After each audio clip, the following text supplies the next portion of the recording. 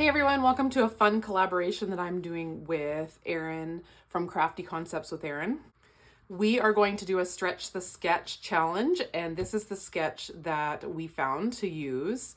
And so I'm going to show you my photos. I of course have a few more because I always do. So this is just the pictures I had that were so awesome. This was in April when all of a sudden these big fat snowflakes started coming down. And my husband and I decided to go in the hot tub in the snow. And there's a picture here of me with the snow coming down on the lawn and my feet in the snow. So I wanted to use these photos, and I wanted to use the Christmas paper that was on the clearance. I hope it's still there, but if it's not, hopefully you picked it up. I did warn you in my last video that I was going to be using it, or one of my last videos. This paper is $13.60 in Canada right now. Awesome deal. And I'm going to be using these snowflakes. Maybe this memories. I'm not sure about that yet. I don't know if I want to introduce pink, but I definitely want to use, these are 2 sheets from my stash. I wanted the black. I already trimmed these all in black, and then I wanted to use this snowflake because I just thought it would work perfect with these photos with the snow coming down. So I have that, and then I wanted to add in the wood grain, and this looks like snowfall to me. These are both from my stash, and they're both from mix-ins from Close to My Heart. There is a brand new paper pack that's going to come out that's all snowflakes that would work wonderful for this as well. And I thought I might, if I do bring in the peach, I might bring in a little bit of this one as well. This is from the Country Lace that is also on clearance right now. So this could be a really affordable layout. So one thing I'm for sure going to do, you can see that my photos are, these photos are landscape and mine are portrait. So I'm going to be flipping this sketch like this. I could do it this way, but I thought I might enjoy doing it like this because I like the title sitting down here underneath. I think that's kind of fun. And I may shift some of these papers around so that some is coming down a little bit farther, but let's just cut them out and see what I think. So I'm going to cut each of these sheets in half and play around with them, and then I might cut them down even more. I want to figure out here how I'm going to lay my photos out. So I think I'm going to do the individual pictures of me and my husband, along with the larger picture of the backyard here. And then I'm going to add these other pictures on the other side. There's a few different methods that you can and I would use to scrapbook, but most often I will lay my pictures out first and then try to add the papers in a way that enhances them. I'm just trying to see how I would like to follow this sketch, and I'll probably veer away from the sketch, but as Erin always says, a sketch is a good jumping off point. So I'm just going to keep shifting around these 6 by 12 inch sheets, and some of them will probably be cut down. But as I'm adding this wood grain to the background, I really like it because you can see parts of our deck and fence that are the same shade of wood. As I'm adding those in behind, I kind of like how they're creating like a frame. And so I decide to go with that and cut this 6 inch piece in half to be a 3 by 12 inch piece. And then I cut it down on the side and end up with a frame style layout. But that's just coming up in a few minutes here. So I'm just arranging these pictures back on. I do not want them to span quite the whole page. I want to have them a little bit away from the edge. So I keep shifting them over and overlapping them a little bit just so that I can have a little bit more space to work with. I bring this picture of my husband down so that this memories title can originate from somewhere. I wasn't sure I was going to use that title. I didn't know if I wanted to bring that peach color in, but I do really like how it looks, and why not use a ready-made title if you can.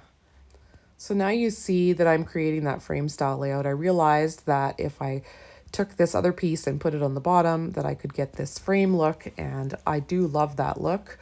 And it's a great trick to be able to use one sheet to create a frame style layout, because oftentimes a frame style layout requires you to use the two background sheets and then two more inside sheets. And this way I could do it with two background sheets and one sheet of wood grain paper. I used that other banner piece that I was just measuring, and I drew a pencil line and I created a larger banner. I just cut that sticker up so that I could have a piece sticking out from behind my husband's photo there, so it looks like that banner kind of sits in behind there. I'm going to bring in that sketch that I was stretching in just a second here so that you can kind of see where I jumped off from and then how I decided to change things up. And I'm just pointing out to you here which papers end up being which on my layout. I love snowflake stamps, so I'm kind of a collector of snowflake stamps, and I'm bringing some here out of my stash. Some beautiful ones are coming up from Stampin' Up. I might buy some, but I'm just not sure yet because I have so many already. I'm going to be adding to the embellishments from the sticker sheet. I want to use those snowflakes, but I want to add some of my own as well so I can bring all the colors in. So I'm going to be doing some peach snowflakes. I know there's no such thing as peach snowflakes, but that's okay. I'm doing peach and black and pool party. I really love having a paper that has all the colors in it, so I'm going to create my own here. And I'm going to stamp up this piece of white paper with different snowflakes on it and use it as a strip to kind of tie everything together. And then I'm going to create some of my own embellishments as well. So for random stamping, it's not truly random. You do kind of calculate so you keep things even. And so I'm just kind of going up and down. I'm making sure to go off the edge of my piece of paper. And I am just making sure I have a equal distance between my stamped images. And then I'm going to fill in the spaces with other stamped images. Generally, when you do this, you want to start with your largest image first and work your way down to your smallest. The little black stamp I'm going to bring in, or the little stamp that I'm going to stamp in black, is just a few little star-shaped snowflakes. And I'm making sure to turn this one different directions so it doesn't look identical all the time. Sometimes when I'm embellishing a page like this, I will do a combination of die-cut snowflakes and stamped snowflakes, meaning cut out of the paper, so you have a white snowflake with all the little holes cut out of it. This time I'm just going to use the sticker sheet and the stamped snowflakes, and they are all more like a stamped image. Even though I'm using the dies from the sticker sheet, they are not cut out in a snowflake pattern. They're just a picture of a snowflake. So I have those all finished. They're just sitting underneath my layout there. You can see a few of them. I'm going to try and add in this strip here. I do find that it's too much the same size as the black strip. So I'm going to cut it down so I end up only using one and just have a smaller strip. But I do love how it kind of combines the colors of the page. I have learned not to let this bother me so much if I don't have a paper that combines the colors of the page, but I have to tell you that it really makes the OCD part of my heart sing when I do have it. I am using this layout sketch as a guide, but things will change a little bit. They always do when you have your own pictures and things that look different.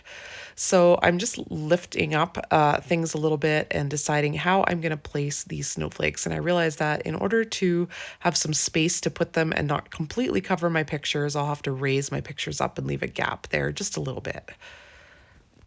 I do fuss with this quite a bit. I left a lot of that in so you could kind of see how I come to the conclusion of having it the way I have it. And I'm covering up a lot of my picture there, so I'm trying to think of ways not to cover up so much of my picture.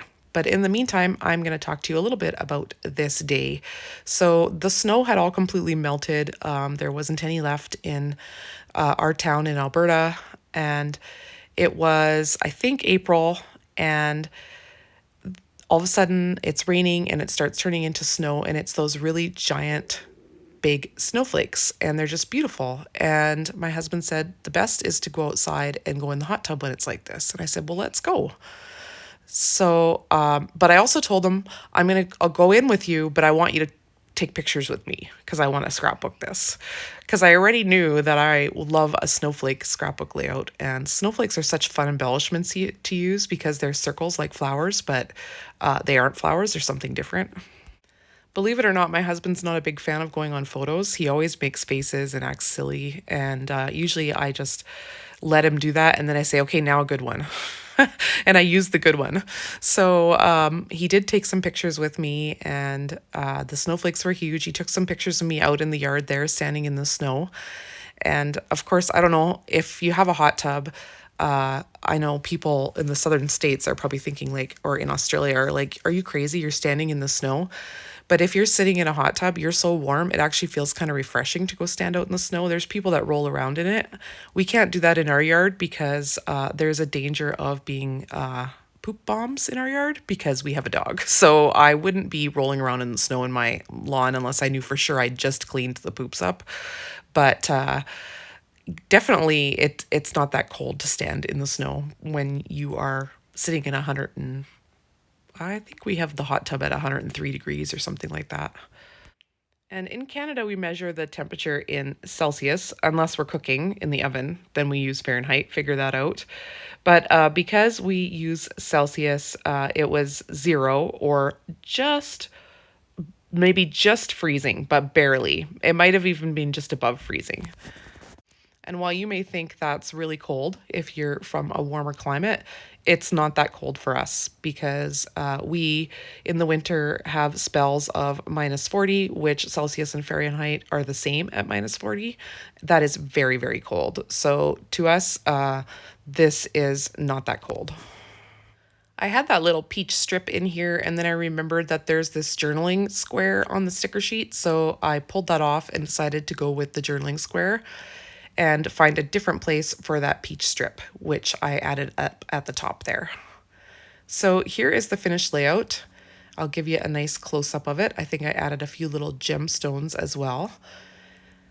I do want to thank you for stopping by my channel. Please head over to Erin's channel as well and make sure you see how her layout turned out with this fun collab. And I'll bring that layout design back in so you can take a look at it again. Hit that like button and subscribe to my channel if you haven't done that yet. And if you loved this collaboration, I will link another collab I've done with Erin right here. Bye!